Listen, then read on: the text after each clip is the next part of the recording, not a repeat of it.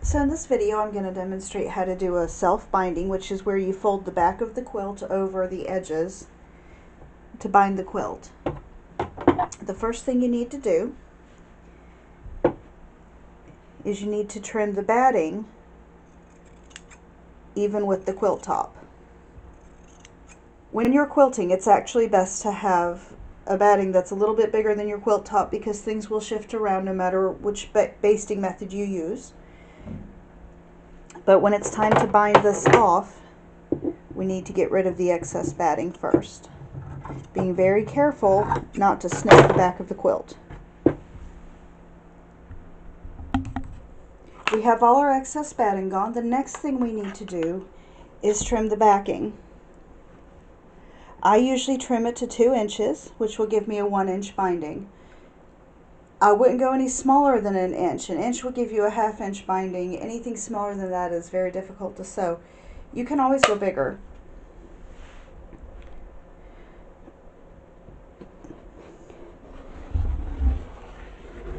Just like that. And then we'll go all around the quilt and trim this down.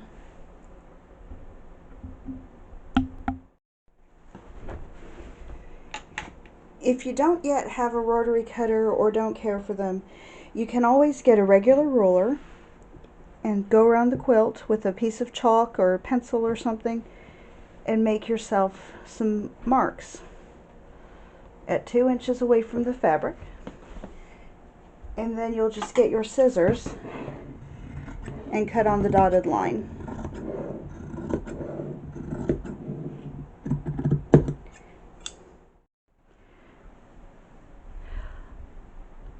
Back at the machine for one last step, I've replaced my extension table and I changed from the darning foot back to the regular foot.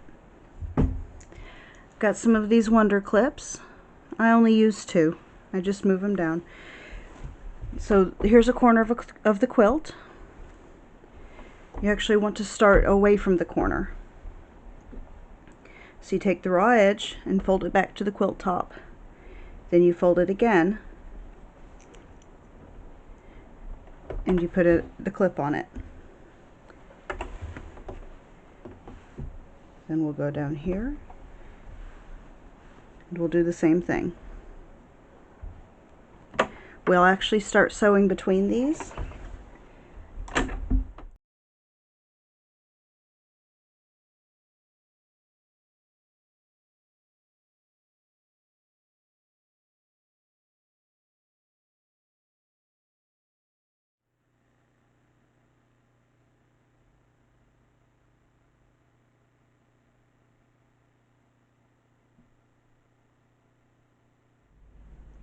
When you come to the corner,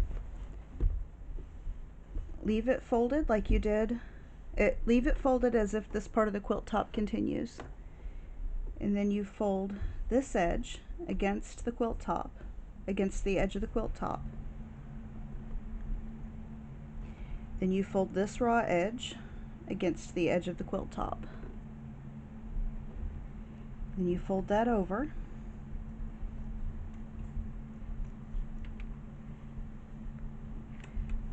And put your clips on. And then when the needle gets right here at this corner, that's when you want to pivot your quilt.